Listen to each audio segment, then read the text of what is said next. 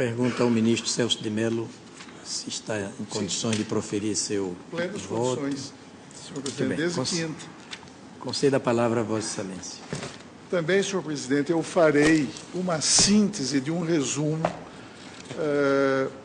a propósito das diversas questões que me pareceram relevantes no exame deste capítulo 6º da denúncia oferecida pelo Ministério Público, senhor presidente.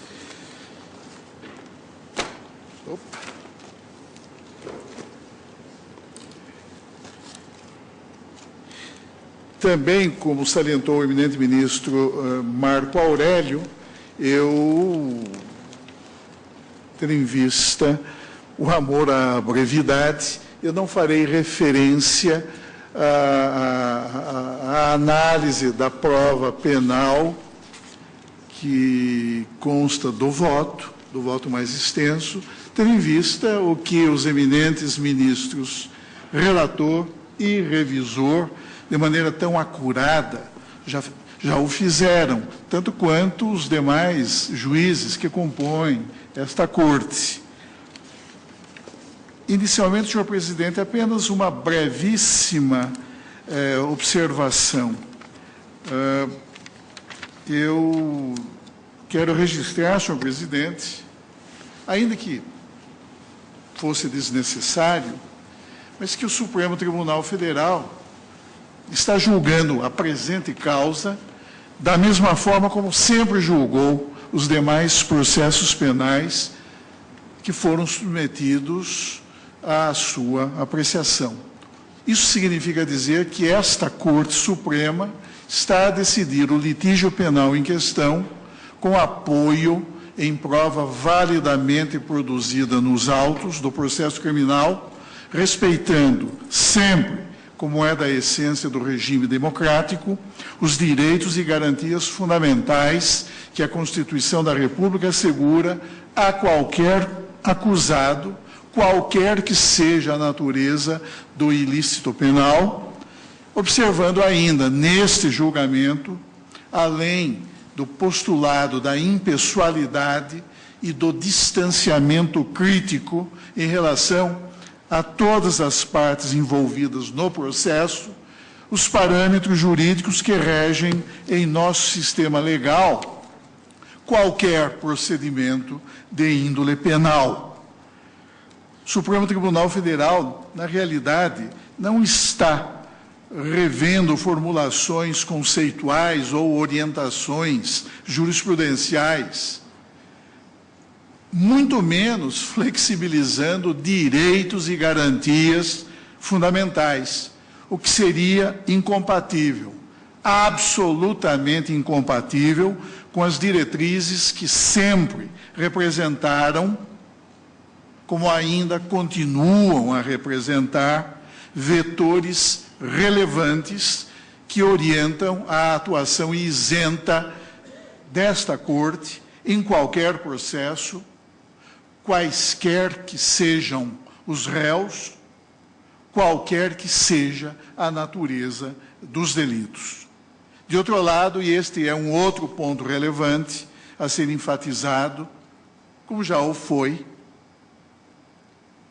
o processo em questão está sendo conduzido e julgado em regime de integral publicidade e sob amplo e permanente escrutínio público, observando com fidelidade precisamente a vontade soberana que o povo brasileiro fez prevalecer no seio da Assembleia Constituinte. A Constituição da República, ao dessacralizar o segredo, restaurou um velho dogma republicano e, em consequência, expôs o Estado em plenitude ao princípio democrático da publicidade, convertido em sua concreta expressão em fator de legitimação das decisões judiciais e dos atos governamentais. Eu entendo, senhor presidente, com a devida vênia daqueles que pensam em contrário, entendo apreciando o capítulo 6º da denúncia na parte ora em julgamento, que o Ministério Público expôs na denúncia que ofereceu eventos delituosos impregnados de extrema gravidade e imputou aos réus, ora em julgamento, ações moralmente inescrupulosas e penalmente ilícitas, que culminaram a partir de um projeto criminoso por eles concebido e executado, em verdadeiro assalto à administração pública, com graves e irreversíveis danos ao princípio ético-jurídico da probidade administrativa e com sério comprometimento da dignidade da função pública, além de lesão a valores outros, como a integridade do sistema financeiro nacional, a credibilidade e a estabilidade da ordem econômico-financeira do país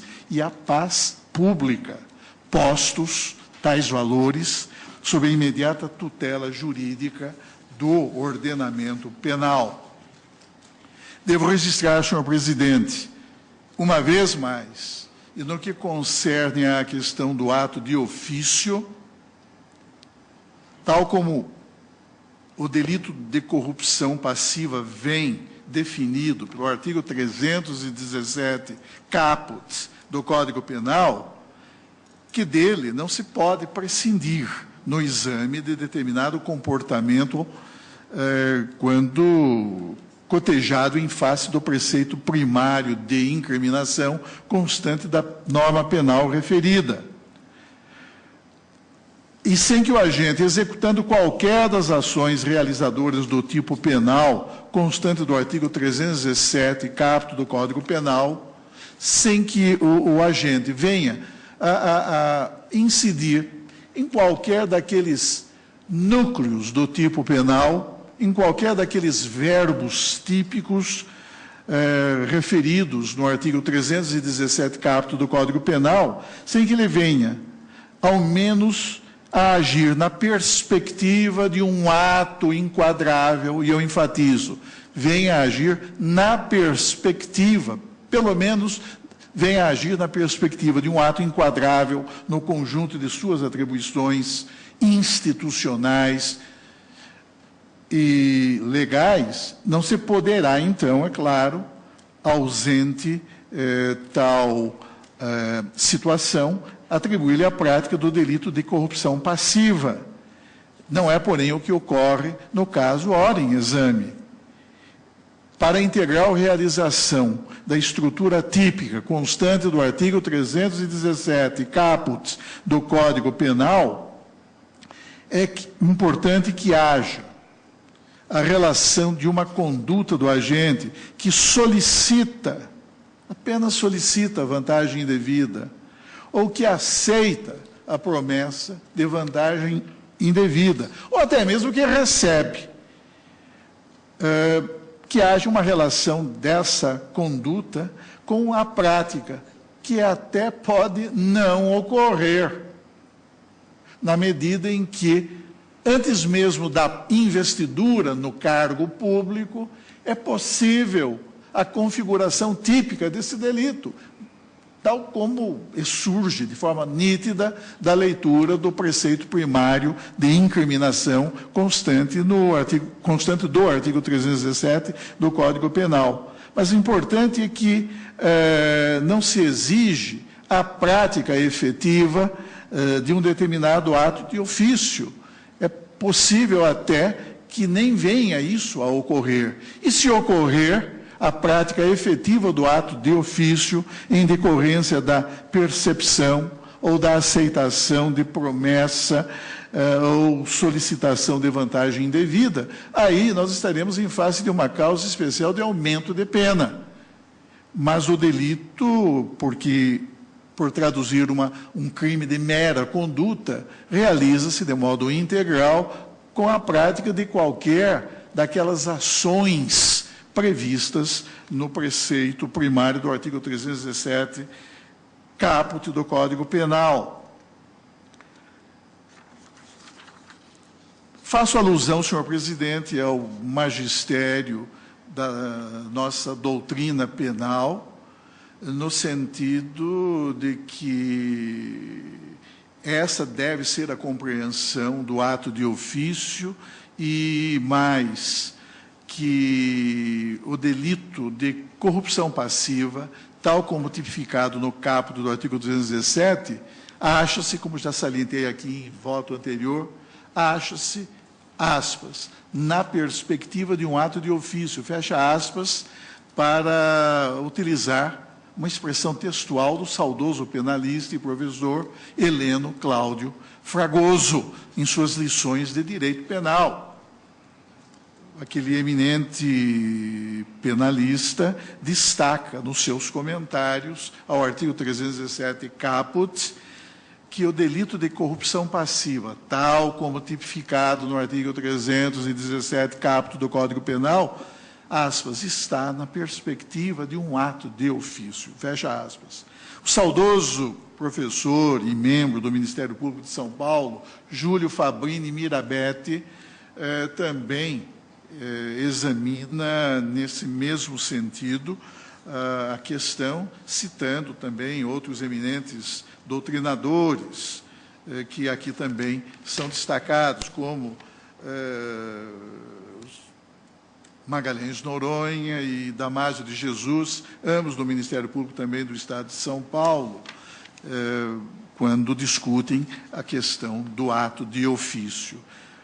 Faço referência também ao ilustre desembargador paulista Rui Stocco, ao comentar o tema pertinente a essa questão que estamos a debater, e saliento que a jurisprudência dos tribunais destaca que se configura, no plano da tipicidade penal, o delito de corrupção passiva, quando o agente, o servidor público, na concreção de seu comportamento venal, age, aspas, na perspectiva de um ato de ofício inscrito em sua esfera de atribuições funcionais, e aqui menciono os repositórios jurídicos que contêm todos esses precedentes.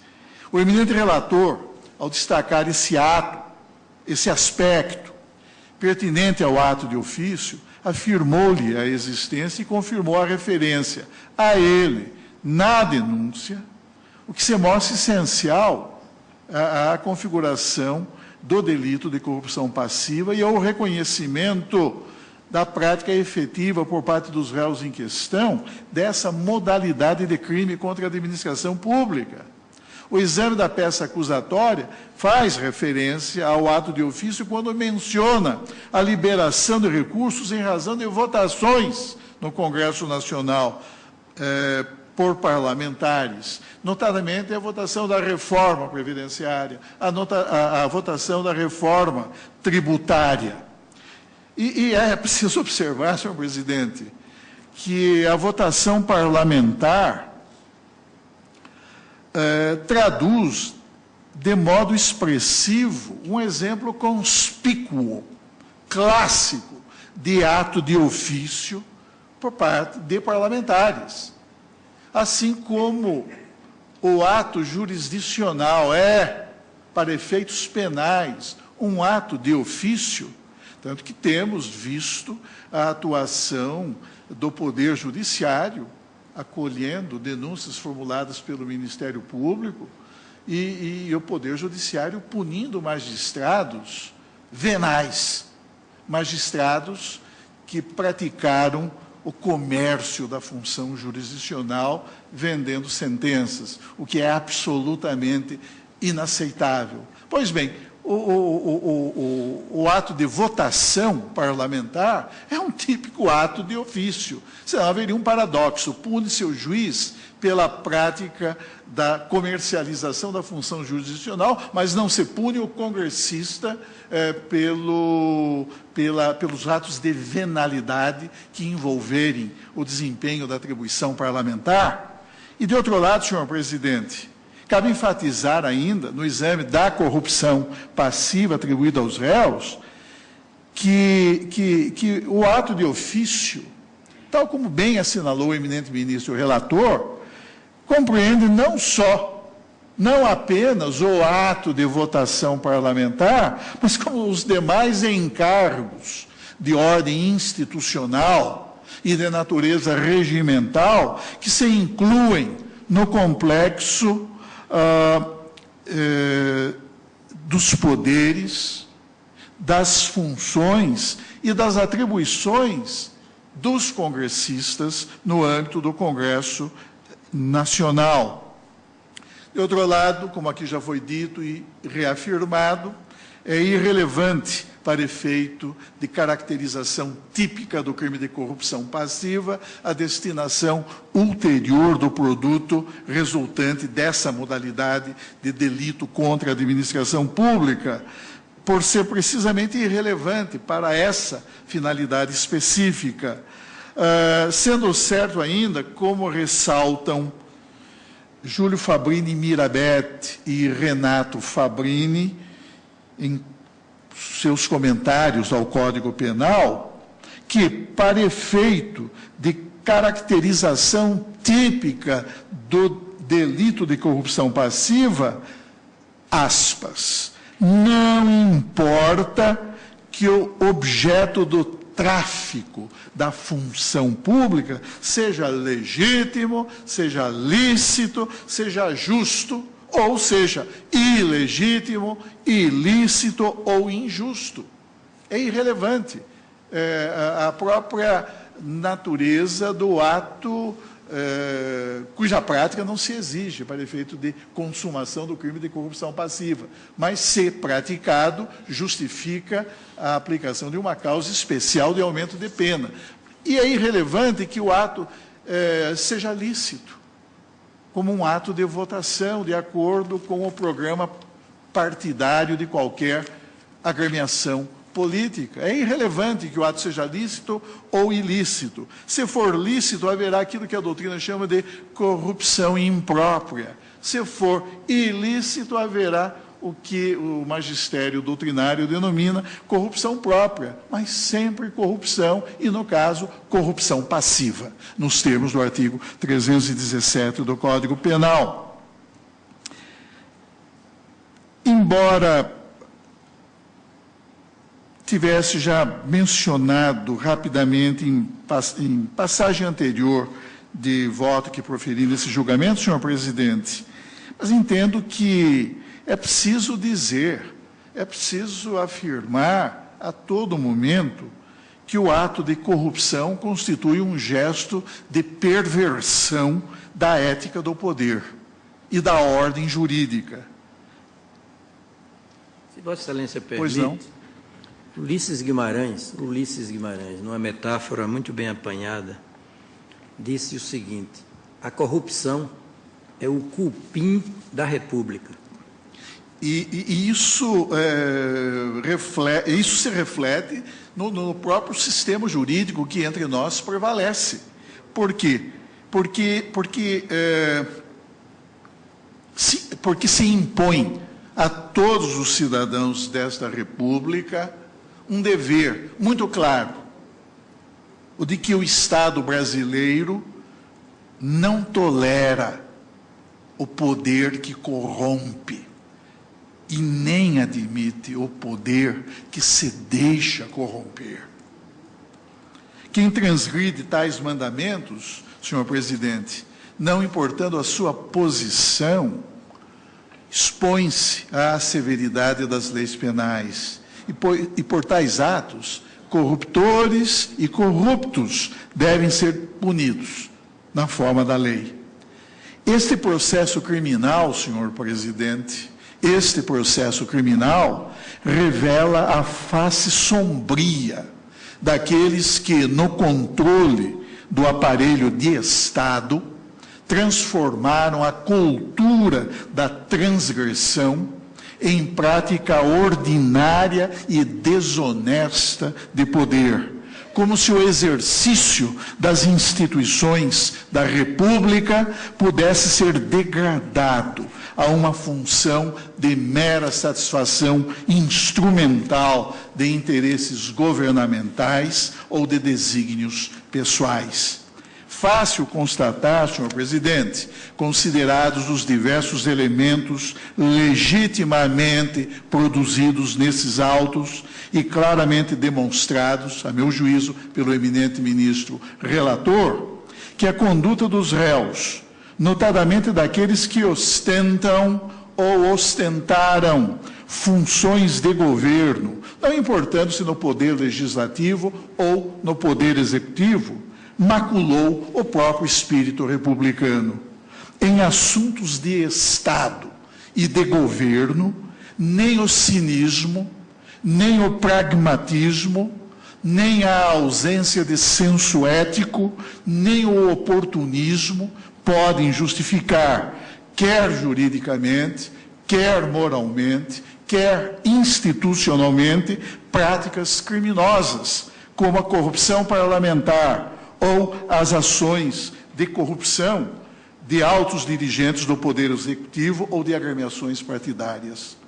Extremamente precisa, senhor presidente, a observação sempre erudita do eminente professor Celso Laffer, quando, ao discorrer sobre o espírito republicano de que tanto se fala, valores republicanos, princípio republicano, ética republicana, espírito republicano, quando então esse eminente professor, Celso Laffer, discorre sobre o espírito republicano, acentua, a partir de Montesquieu, que o princípio que explica a dinâmica de uma república, ou seja, o sentimento que a faz durar e prosperar, é a virtude. É nesse contexto que se pode dizer que a motivação ética é de natureza republicana. Isso passa pela virtude civil do desejo de viver com dignidade e pressupõe que ninguém poderá viver com dignidade numa comunidade política corrompida.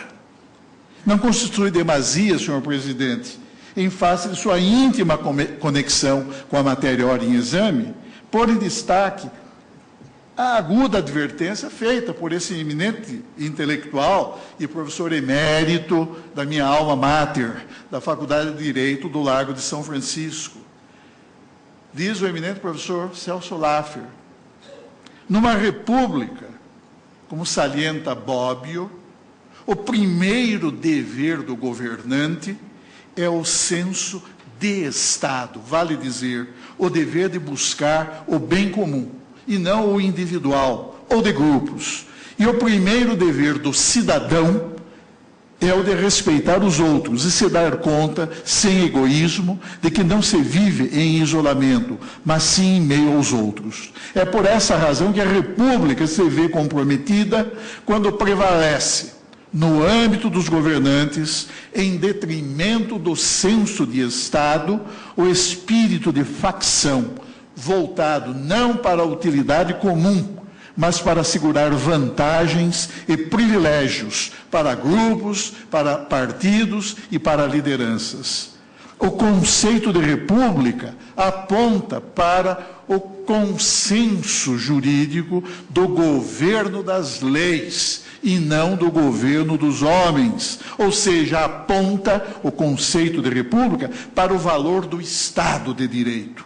O governo das leis, e apenas o governo das leis, obstaculiza o efeito corruptor do abuso de poder, das preferências pessoais dos governantes, por meio da função equalizadora das normas gerais, que assegura ao mesmo tempo, essa função equalizadora, a previsibilidade das ações individuais e, por tabela, o exercício da liberdade.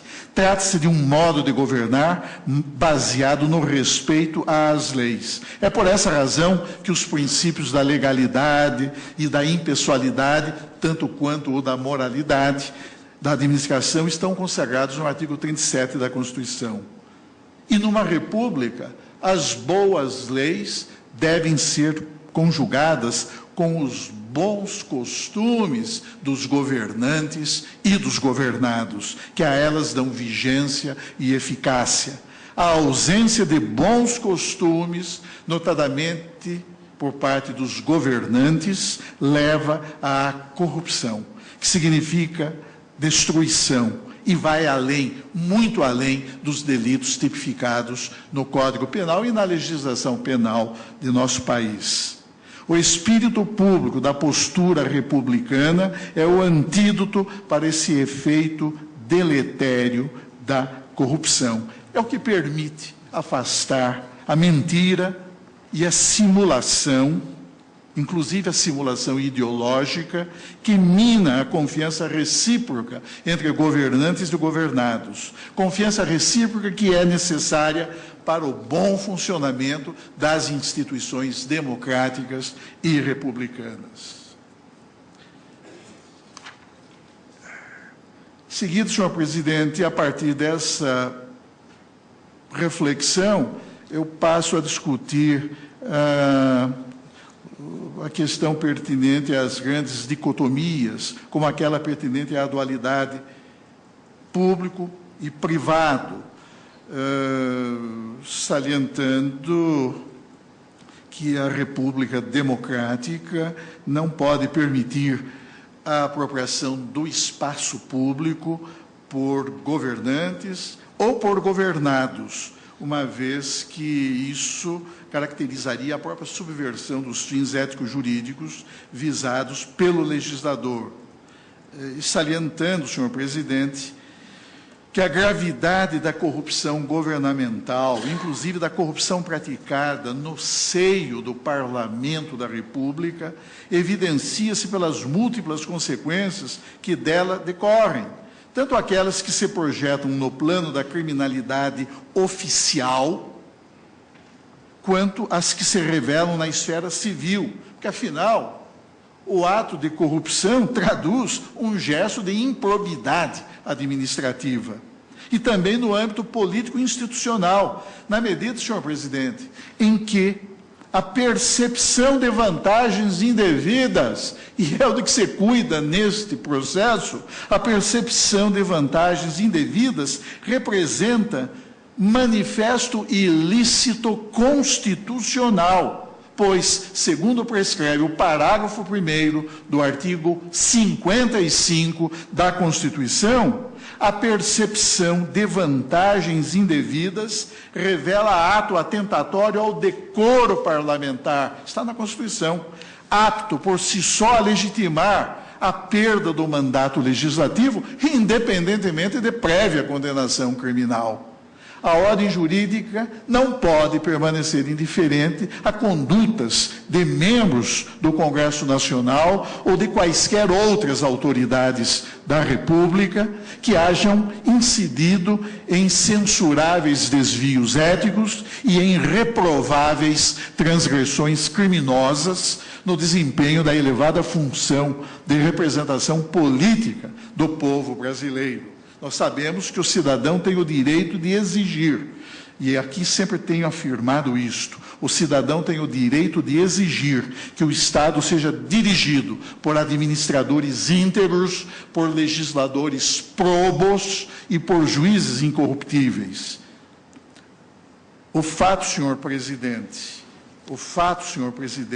é que quem tem o poder e a força do Estado em suas mãos, não tem o direito de exercer em seu próprio benefício a autoridade que lhe é conferida pelas leis da República.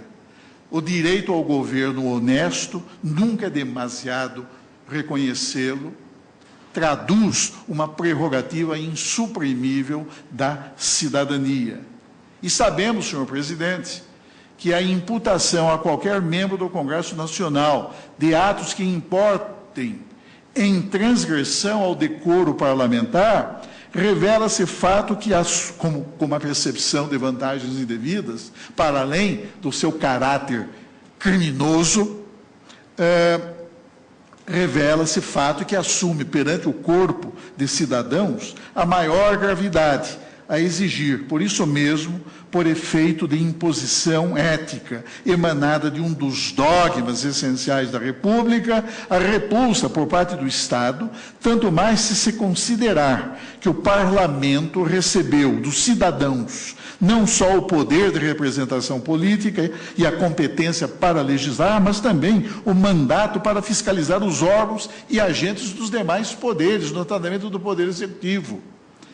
Vê-se nesse ponto, senhor presidente, a íntima correlação que há, sim, entre a própria Constituição da República, em face do que prescreve o seu artigo 55, parágrafo 1º, e a legislação penal, que incrimina os atos de percepção de indevida vantagem, quando ocorridos na perspectiva de um ato de ofício, e, no caso específico, na prática de atos como o de votação parlamentar ou o desempenho de outras atribuições institucionais ou regimentais que o regimento interno das casas do Congresso, que a legislação, que a ordem jurídica, enfim, que todos esses diplomas atribuem aos parlamentares. O direito penal a serviço de valores constitucionais. É uma norma, exatamente, é uma norma de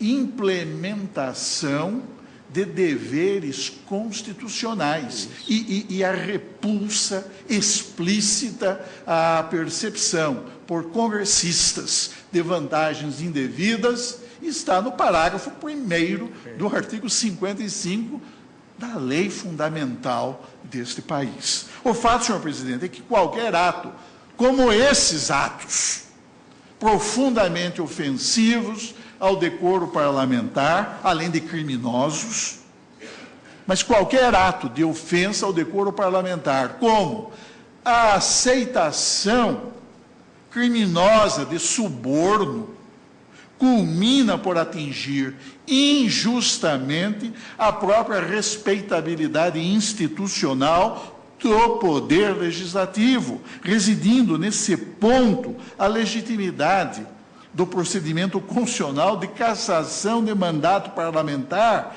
em ordem a excluir da comunhão dos legisladores aquele, qualquer que seja, que se haja mostrado indigno do desempenho da magna função de representar o povo, de formular a legislação da República e de controlar as instâncias governamentais de poder.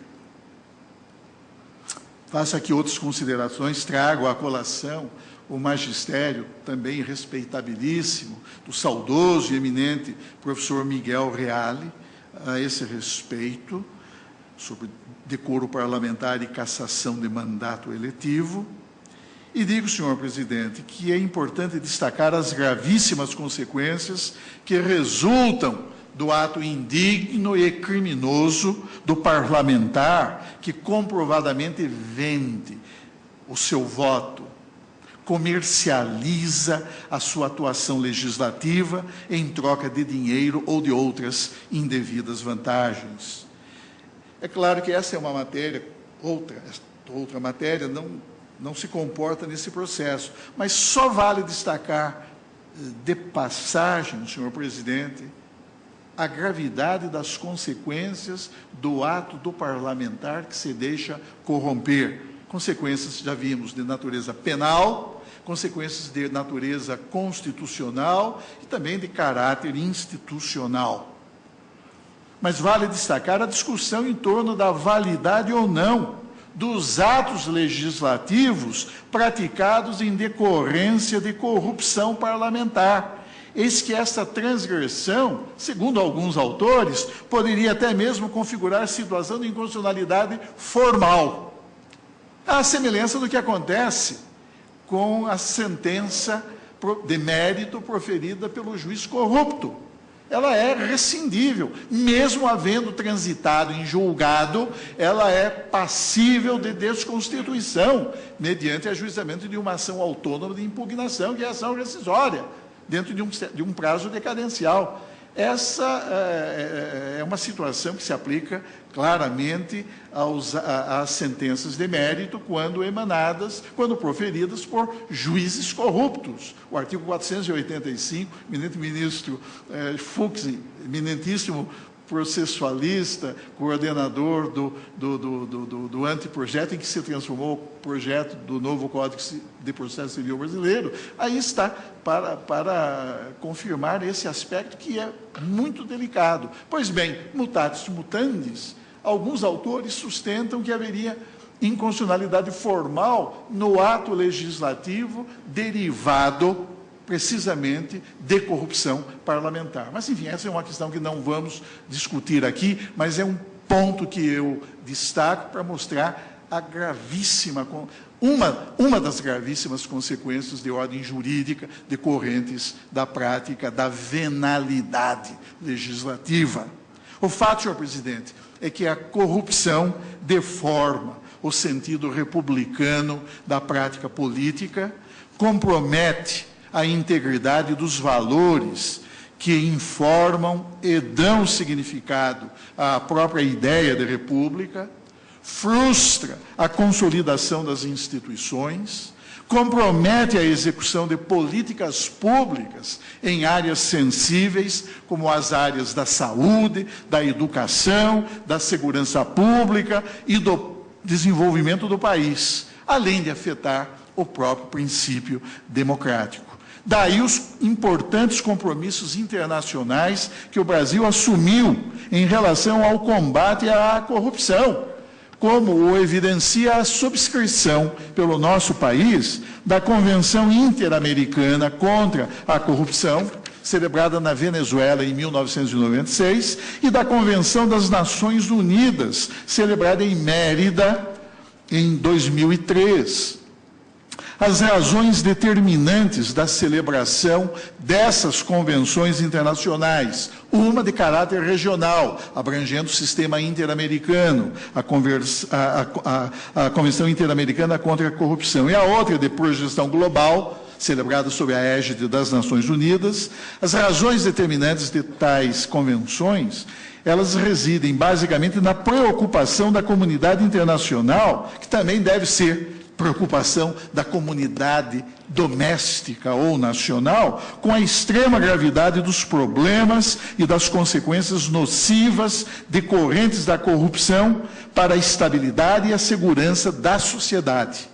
Eis que essa prática criminosa enfraquece as instituições e os valores da democracia, da ética e da justiça, além de comprometer a própria sustentabilidade do Estado democrático de direito, considerados os vínculos entre a corrupção e outras modalidades de delinquência, com particular referência para a criminalidade organizada, para a delinquência governamental e para a lavagem de dinheiro. Relevante destacar neste ponto a advertência de Cláudio Weber Abramo, diretor executivo da Transparência Brasil, quando se refere à necessidade de adotar medidas que objetivem neutralizar e busquem suprimir a prática criminosa da corrupção. Diz ele, verbis: existem causas objetivas que estão no arcabouço institucional e administrativo do país. Para combatê-las, é importante identificar quais são as vulnerabilidades no processo decisório que favorecem atitudes incorretas e tentar limitar esses problemas. Por isso, seria necessário que a administração pública, no sentido amplo, envolvendo, portanto, os poderes da República, se conhecesse melhor. Fecha aspas. Bastante preocupante, de outro lado, senhor presidente, a constatação que o secretário-geral das Nações Unidas, Ban Ki-moon, fez agora, em julho de 2012, no encerramento de um encontro organizado em Nova York pelo Conselho Econômico e Social das Nações Unidas, no qual se discutiu, em perspectiva global, o custo econômico e o custo social da corrupção. E a isso já fez alusão o eminente ministro Luiz Fux, quando proferiu o seu voto nesse julgamento, o elevado custo econômico e social da corrupção. Disse o secretário-geral da ONU agora, recentissimamente, a corrupção prejudica a capacidade das nações de prosperar e de crescer, pois a corrupção representou perdas de 30% para toda a assistência ao desenvolvimento dos países. Daí, a referência feita pelo diretor executivo do Escritório das Nações Unidas sobre Drogas e Crimes, Yuri Fedotov, que destacou que a prevenção e o combate à corrupção devem ser uma responsabilidade compartilhada entre todos os setores da sociedade. Em dados extremamente conservadores, o Escritório das Nações Unidas sobre Drogas e sobre Crimes e o Banco Mundial, ambos, estimam que cerca de 40 bilhões de dólares são roubados de países em desenvolvimento a cada ano. O alto custo da corrupção é pago por quem? É pago pelo cidadão comum, pelos cidadãos comuns que não podem obter serviços básicos devido ao desvio de fundos. Isso se traduz, concluiu o secretário-geral das Nações Unidas em julho de 2012, isso se traduz em pontes, em hospitais, em escolas que nunca foram construídos, e em pessoas que vivem à margem da vida sem o benefício desses serviços. Esta é uma falha de responsabilização e de transparência, e não podemos deixar que tais falhas persistam, porque nem a paz e nem o desenvolvimento humano podem florescer em um ambiente de corrupção.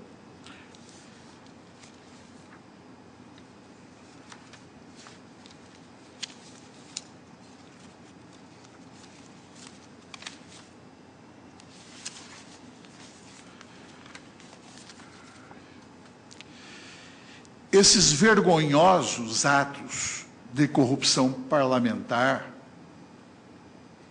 profundamente lesivos à dignidade do ofício legislativo e à respeitabilidade do Congresso Nacional, atos de corrupção alimentados por transações obscuras, idealizadas e implementadas em altas esferas governamentais, com o nítido e claro objetivo de fortalecer a base de apoio político e de sustentação legislativa do Poder Executivo no Parlamento brasileiro, devem ser condenados e punidos com o peso e o rigor das leis desta República, porque, repito, esses vergonhosos atos de corrupção governamental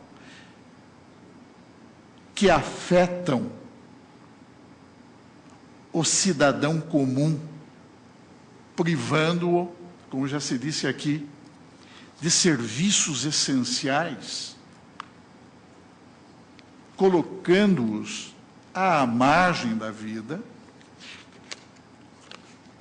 esses atos significam tentativa imoral e ilícita de manipular criminosamente à margem do sistema constitucional o processo democrático. Esses atos de corrupção parlamentar significam, portanto, tentativa imoral e penalmente ilícita de manipular criminosamente à margem do sistema constitucional o processo democrático, comprometendo-lhe a integridade, conspurcando-lhe a pureza e suprimindo-lhe os índices essenciais de legitimidade, que representam atributos necessários para justificar a prática honesta e o exercício regular do poder aos olhos dos cidadãos desta nação. Esse quadro de anomalia, senhor presidente, esse quadro de anomalia revela as gravíssimas consequências que derivam dessa aliança profana entre corruptos e corruptores, desse gesto infiel e indigno de agentes corruptores, tanto públicos quanto privados, e de parlamentares corruptos em comportamentos criminosos, devidamente comprovados, que só fazem desqualificar e desautorizar perante as leis criminais do país a atuação desses marginais do poder. Todas essas razões, senhor presidente, associadas aos fundamentos, notadamente aos fundamentos que dão suporte ao voto do eminente relator, levam-me a acompanhar Sua Excelência na condenação dos réus, de todos os réus, a que se refere este capítulo 6º da denúncia, acusados de corrupção passiva. Também acolho, senhor presidente, com a devida vênia daqueles que pensam de modo diverso, também acolho a acusação penal fundada na imputação aos réus do crime de quadrilha, por entender configurados todos os elementos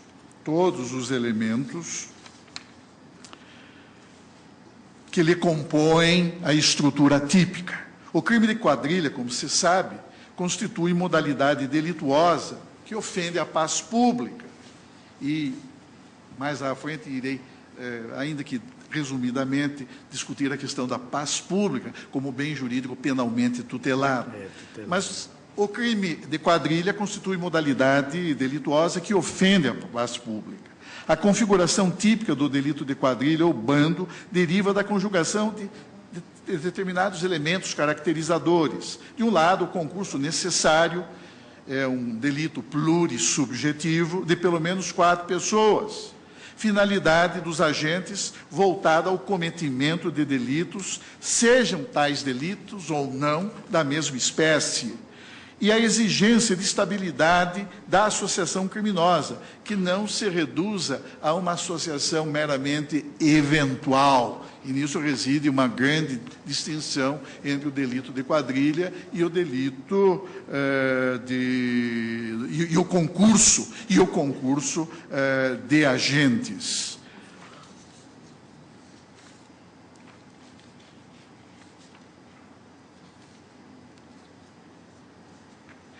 O crime de quadrilha, nós sabemos, é juridicamente independente daqueles que venham a ser praticados pelos agentes reunidos nas societas delinquentium, como disse esta Corte, em antigo precedente. O delito de quadrilha subsiste autonomamente, mesmo que os crimes para os quais foi organizado o bando sequer venham a ser cometidos. E, quando cometidos pelo bando criminoso, os membros da quadrilha expõem-se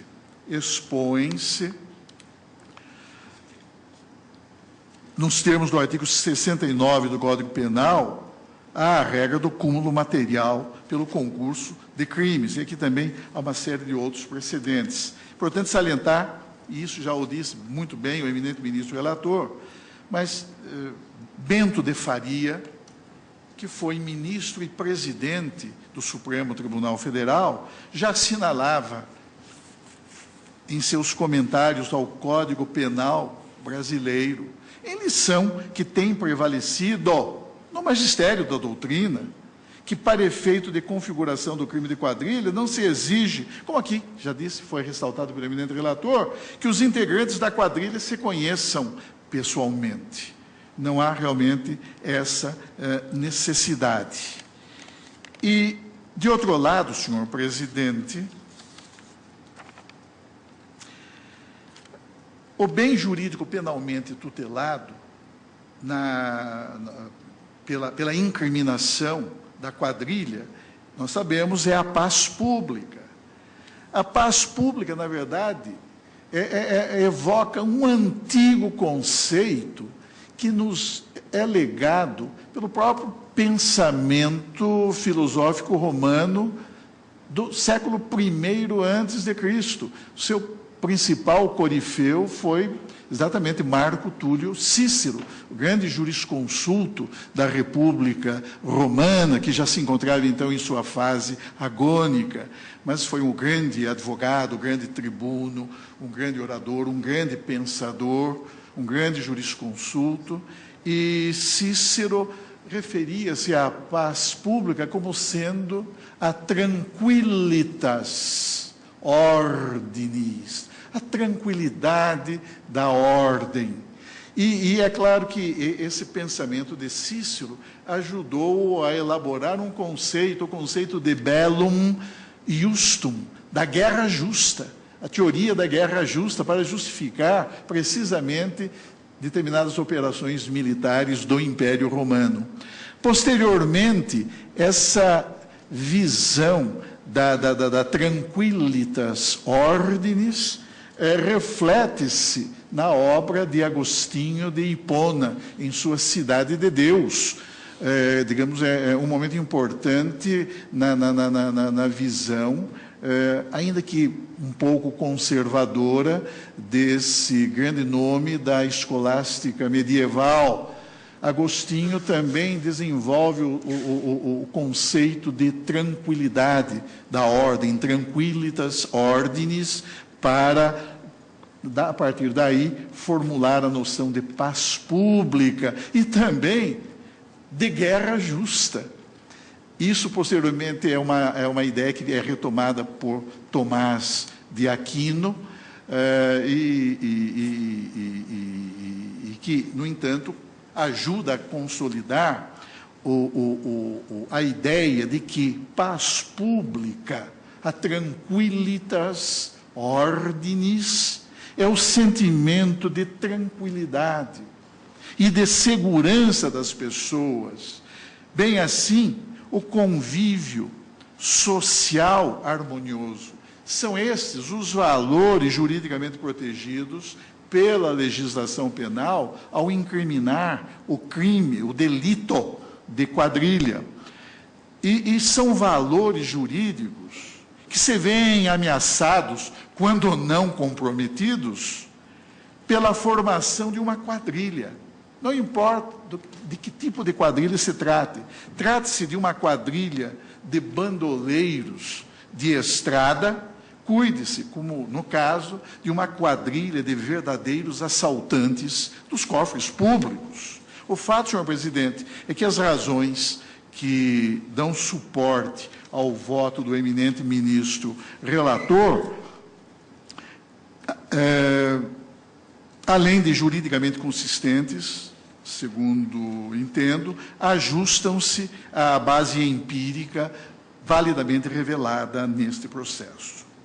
De outro lado, senhor presidente, eu só queria destacar, eu sei que esta síntese de um resumo tornou-se mais um resumo do que uma síntese, mas este é um ponto também importante. No que concerne à questão pertinente à existência ou não de concurso entre corrupção passiva e lavagem de valores, bem assim ao exame da controvérsia jurídica instaurada entre aqueles que admitem a possibilidade desse concurso, ou eventualmente formal, ou eventualmente material. E doutrinadores que consideram a lavagem mero exaurimento da corrupção passiva, o que caracterizaria um post factum impunibile, portanto, um pós-fato impunível, além dos autores que não são tão radicais, mas que condicionam o reconhecimento do concurso entre corrupção passiva e lavagem de valores a uma análise casuística, essencialmente dependente do contexto fático ocorrente em cada situação. Então, a esse respeito, eu tenho apenas algumas considerações a fazer, notadamente em face da acusação formulada contra os réus em geral, mas em particular contra o réu Borba, líder do PMDB. O eminente ministro revisor destacou de maneira extremamente apropriada esse ponto.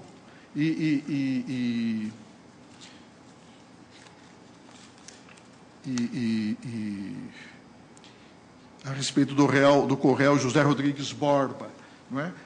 O eminente relator, revisor, desculpe, enfatizou que ele reconhece a possibilidade de concurso entre a corrupção passiva e a lavagem de valores, mas é preciso analisar caso a caso. Tanto que o eminente ministro Ricardo Lewandowski, que é relator do inquérito, eu tenho aqui número tal, em que figuram como denunciados diversos litisconsortes penais passivos. A denúncia foi recebida contra o ex-prefeito e governador de São Paulo, Paulo Salim Maluf, mas o eminente ministro Lewandowski destacou claramente em seu voto, uma passagem muito valiosa, e enfatizou e registrou isso na própria ementa, que o crime de quadrilha não constitui mero exaurimento que o crime de lavagem, que o crime de lavagem de valores não constitui mero exaurimento do delito de corrupção passiva. É claro, é preciso que haja demonstração de que houve atos ulteriores, condutas autônomas que sejam subsumíveis à descrição típica, constante do artigo 1º da lei que define esse delito. E essas questões, eu tenho, na verdade, longas considerações aqui, que não vou ler a respeito desse tema, mostrando precisamente esses aspectos. Não, eu admito caso a caso. Eu não faço uma afirmação apodítica, há sempre concurso. Não, depende. É preciso analisar, como salientou o eminente ministro revisor, é preciso verificar, caso a caso, a ocorrência de situações que permitam verificar ou não, constatar ou não a existência de condutas autônomas ulteriores ao mero ato configurador do crime de corrupção passiva. Então, entendo que eu não rejeito. Eu não rejeito a possibilidade do concurso, ao contrário, admito-a, e admito-a desde que os autos revelem e evidenciem essa situação. Eu aqui faço uma série de considerações, senhor presidente, a respeito dessas várias posições, não é? Basicamente seriam 3 posições, não é?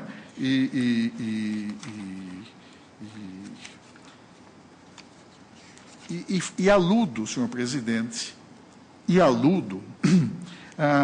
enfim, ao magistério jurisprudencial. Há várias decisões, não tanto no Supremo Tribunal Federal. Logo também iremos discutir essa mesma questão a partir de um HC de que é relator o eminente ministro Joaquim Barbosa, impetrado contra uma decisão emanada da Corte Especial do Superior Tribunal de Justiça, de que se tornou redator para o acordo o eminente ministro Gilson Dipp, e de que Vossa Excelência, ministro Fux, participou então, não é, como ministro integrante da Corte Especial do STJ. Ele considerou a possibilidade da existência do crime autônomo de lavagem. Precisamente. Naquele caso, aquele determinado magistrado havia já sofrido uma condenação por corrupção passiva e daí suscitou-se essa discussão que foi, enfim, a pretensão daquele réu foi rejeitada.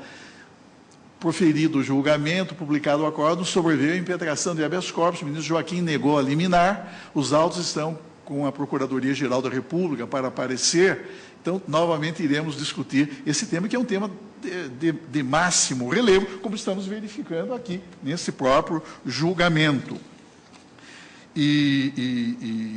O fato é que o mero aproveitamento, como constou naquele acórdão, o mero aproveitamento econômico do produto do crime não configura por si só lavagem de dinheiro, que requer a prática das condutas de ocultar ou de dissimular, vale dizer, atos ulteriores, condutas autônomas que envolvam a prática da dissimulação ou da ocultação. Assim, salientou o Egrégio Superior Tribunal de Justiça no julgamento da ação penal 458 de São Paulo, e que se tornou redator para o acórdão o eminente ministro Gilson Dipp. Assim, não há que se falar em lavagem de dinheiro se, com o produto do crime, o agente se limita a depositar o dinheiro em conta de sua própria titularidade, ou paga contas ou consome os valores em viagens ou restaurantes. Aquele exemplo a que eu aludi na sessão anterior, do traficante que dissipa de maneira desordenada em viagens, em jantares, o produto da sua atividade criminosa. Isso, por si, não constitui o crime de lavagem de dinheiro. Tal como disse o STJ, o fato de depositar o dinheiro em conta de sua própria titularidade, não de terceira pessoa, ou paga suas contas, ou consome os valores em viagens ou restaurantes, isso seria apenas o mero proveito econômico do produto do crime antecedente, do chamado delito pressuposto, e isso não configura a lavagem de dinheiro. No entanto, é preciso verificar, foi o que salientou o Superior Tribunal de Justiça naquele caso, foi o que disse o Supremo Tribunal Federal, pela voz do eminente ministro revisor, no caso Maluf, quando o Supremo recebeu aquela denúncia. É preciso verificar qual foi a destinação ulterior dada àqueles valores resultantes de um crime contra a administração pública. E isso que é importante para que se divise de maneira muito nítida a existência de atos autônomos, atos impregnados de tipicidade penal objetiva. E faço aqui essas considerações a respeito do núcleo do tipo ocultar ou dissimular, não é mesmo? E relembro, não é?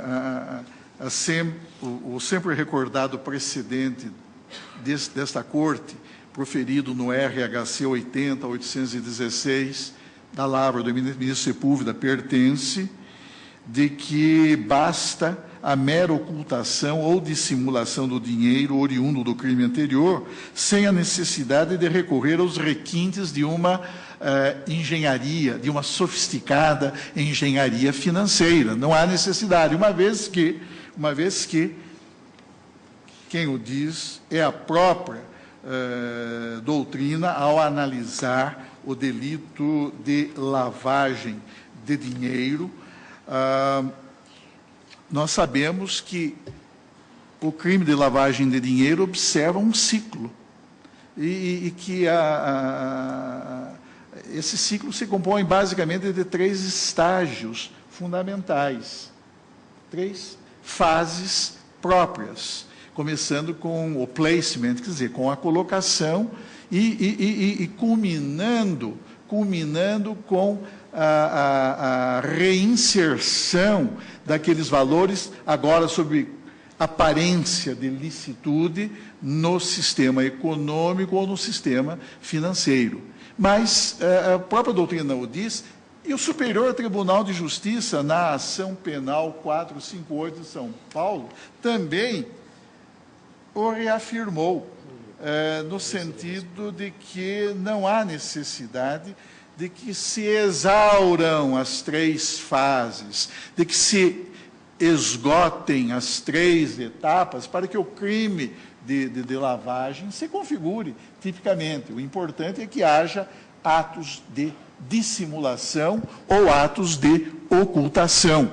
A primeira fase, que é a da colocação, inclusive, um eminente desembargador, hoje aposentado do Tribunal de Justiça de São Paulo, o desembargador Walter Fanganiello Maierovitch, que é um estudioso dessa matéria, e nas suas reflexões sobre esse tema, ele inclusive destaca que essa primeira fase é a fase mais perigosa, é aquele em que o dinheiro está muito mais quente, muito mais próximo da sua origem criminosa. Mas nem por isso haverá necessidade do esgotamento dos 3 momentos para que o delito de lavagem se configure. Fundamental sempre é que, tal como salientou o Supremo Tribunal Federal, nesse sempre relembrado precedente da lavra do eminente ministro Sepúlveda Pertence, é que não há necessidade de que, então, se recorra a mecanismos de uma sofisticada engenharia financeira para que, então, e só então, o delito se configure. Pois não. Só lembrar, Vossa Excelência, no caso que houve, no caso específico deste réu, ele se recusou a se submeter a esta eu vou chegar lá. Sofisticada engenharia. Mas eu vou chegar lá. Eu vou chegar lá. Cabe examinar, portanto, bom, eu estou pulando uma série de considerações aqui, mas cabe examinar se os elementos produzidos neste procedimento penal, produzidos validamente, revelam que o agente que responde por ambas as condutas ou por apenas uma delas atingiu bens jurídicos diversos, pois há algumas dúvidas quando se discute a questão em face de crimes contra o sistema financeiro nacional. Mas, de qualquer maneira, digo eu, senhor presidente,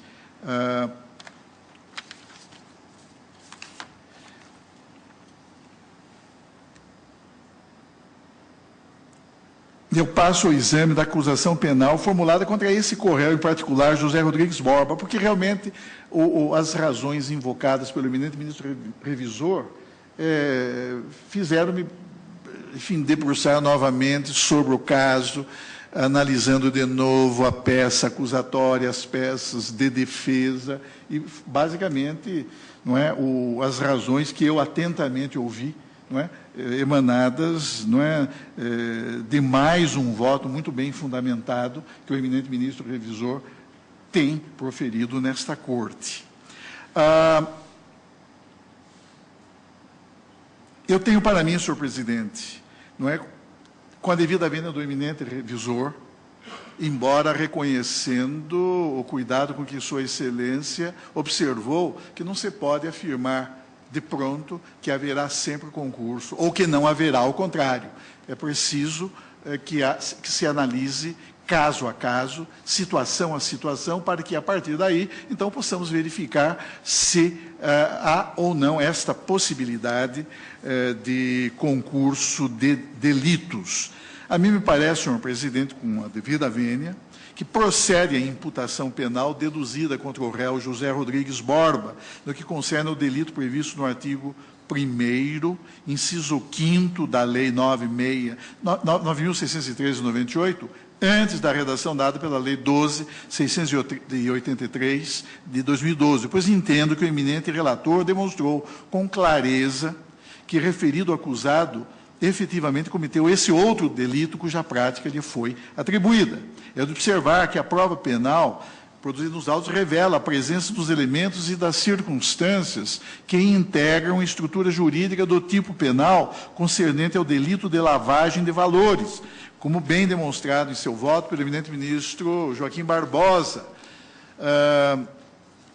afirmando que o comportamento do réu José Rodrigues Borba não se limitou a um mero, ou não coincide com um mero exaurimento da corrupção passiva. Ao contrário, disse o eminente relator, convém lembrar, mais uma vez, que a lavagem de dinheiro se caracterizou principalmente pela utilização do mecanismo de branqueamento de capitais disponibilizado pelo Banco Rural, através do qual a SMPIB emitia um cheque nominal a ela própria, o qual, embora fosse sacado por terceira pessoa, o verdadeiro beneficiário do valor, era formalmente registrado como se tivesse sido levantado pela própria agência de publicidade para pagamento de fornecedores. Essa informação falsa alimentava a base de dados. Isso aqui é uma coisa que me parece muito relevante. Quer dizer, a base de dados mantida, seja pelo Banco Central, seja pelo COAF,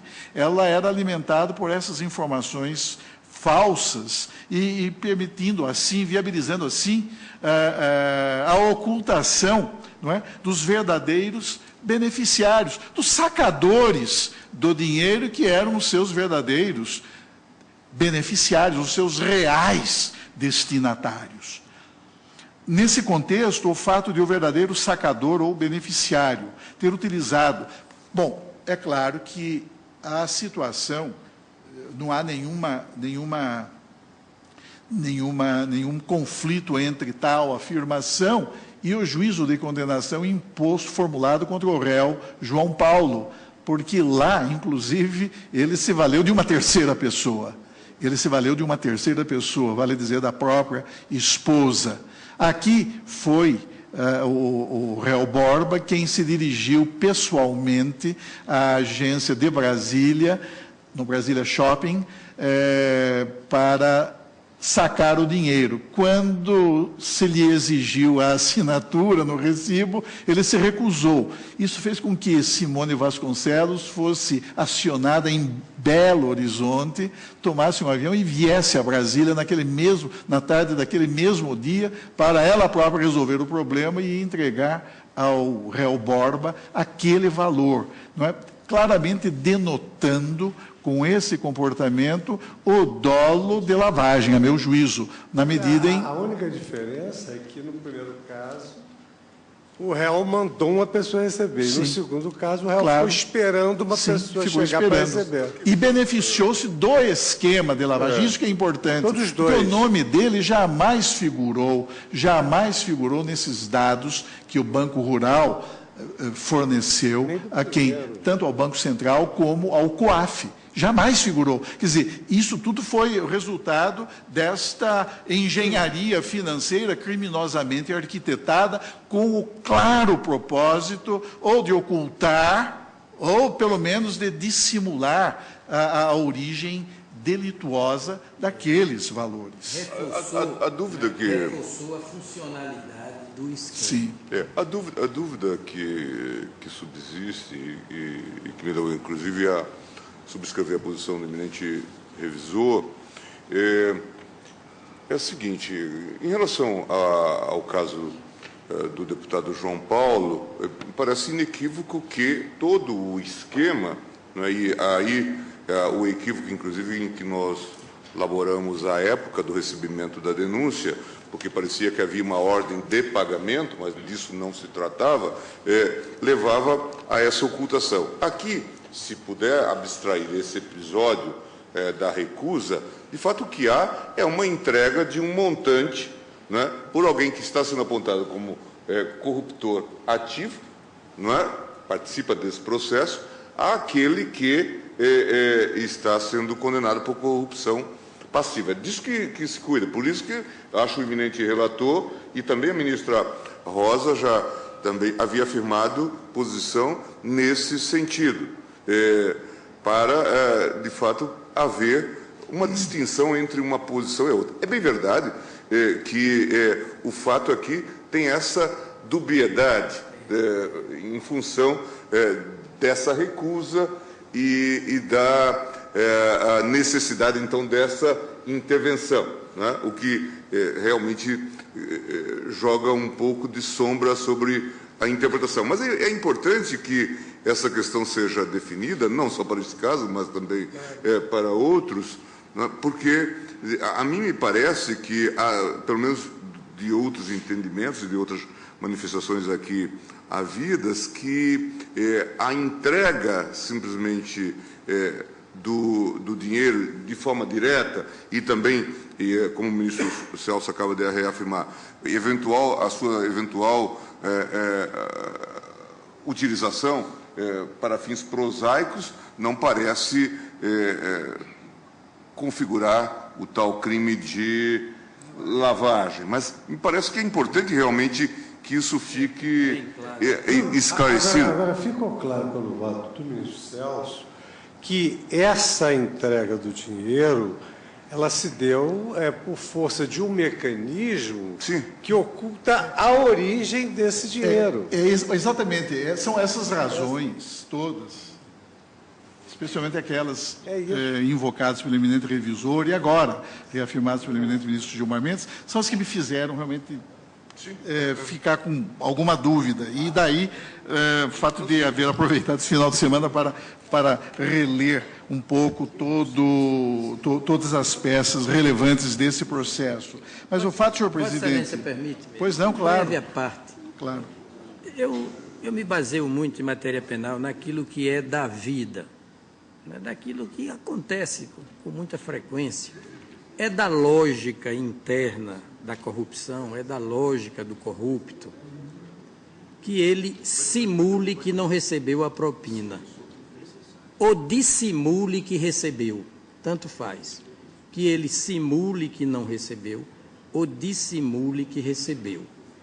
Agora, quando ele simula que outrem recebeu, me parece que ele transborda do campo da corrupção para o campo da lavagem. Ou seja, apagar os próprios rastros para se desidentificar como corrupto faz parte da lógica objetiva do crime e da lógica subjetiva do seu autor. Agora, forcejar por identificar um terceiro como destinatário real da propina, aí já é um plus de delinquência, aí já é um transbordo, aí já há dois dolos, dois crimes, dois bens jurídicos ofendidos. Por que não a ótica contrária, presidente? Tendo ido ao banco, e não se recusado a passar recibo quanto ao exaurimento da corrupção? Pois é, não passar recibo é compreensível. Agora, contribuir para que outrem formalmente diga que recebeu o dinheiro, aí já me parece que... Eu não tenho a menor dúvida de que, por exemplo, se ele deposita na conta dele... É um reforço do esquema... Se ele deposita na conta dele, ele não está ocultando nada. É um reforço do esquema de lavagem. Agora, ele recebe o dinheiro. E uma reprodução desse esquema. Para assinar o recibo.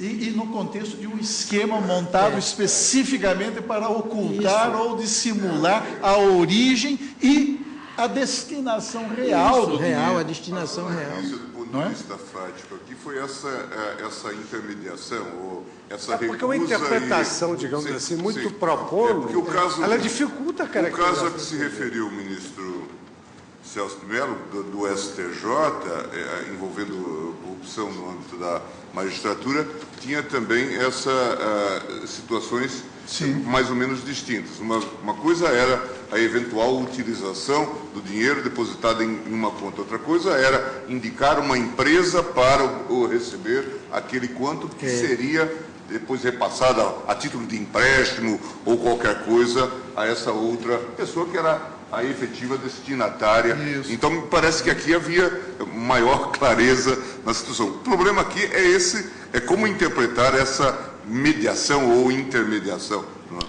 Perfeito. Senhor presidente, mas, enfim, concluído, senhor presidente. Senhor presidente, me permite só um pequeno detalhe, que eu acho que realmente é uma zona tênue, quase uma zona gris, mas no caso específico ele recebeu o dinheiro ao se recusar a assinar o recibo das mãos de Simone. Sim. Então, na verdade, ele não está usando um daqueles desconhecidos, né, que apareceram, aqueles terceiros, é a Simone, né, é um braço de Marcos Valério, pelo que tudo aqui já debatemos. Então, para a minha compreensão, que se ficar vencida, por óbvio, né, que até já está vencida, eu vou terminar acolhendo a orientação majoritária da Corte, mas para a minha compreensão, esse modo dissimulado de receber, ele integra o próprio, na verdade, ele integra a própria fase consumativa da corrupção passiva.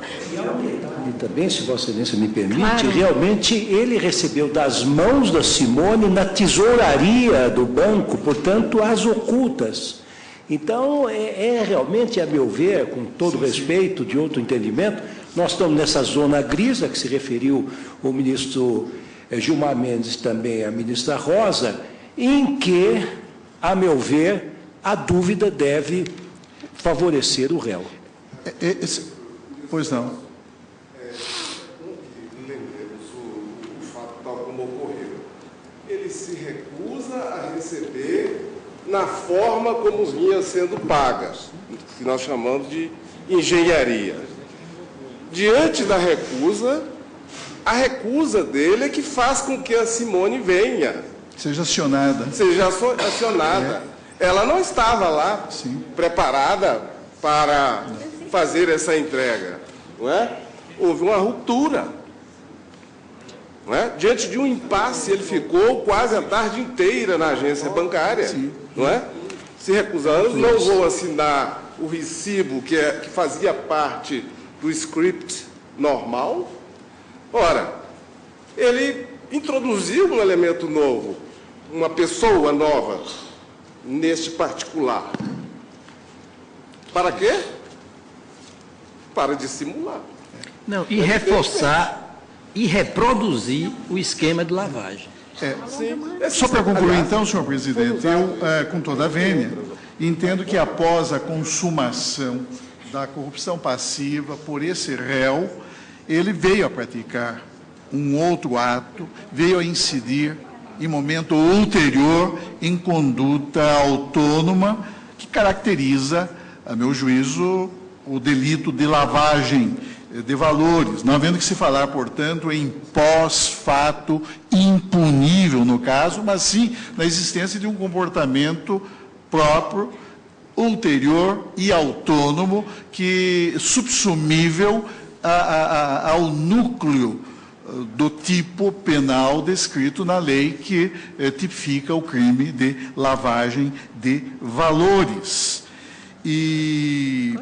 E mais, quer dizer, ele recebe esse valor, esse dinheiro, precisamente no contexto de um esquema criminoso já previamente articulado e destinado finalisticamente, tal como foi concebido, a permitir a ocultação, a permitir a simulação, mas basicamente a ocultação, não é, desses valores resultantes de uma prática criminosa, no caso de uma infração penal antecedente, especificamente valores resultantes do crime de corrupção passiva. A mim me parece que essa utilização e todo esse iter criminis, todo esse itinerário criminoso realizou-se de modo integral em relação a esse acusado em particular.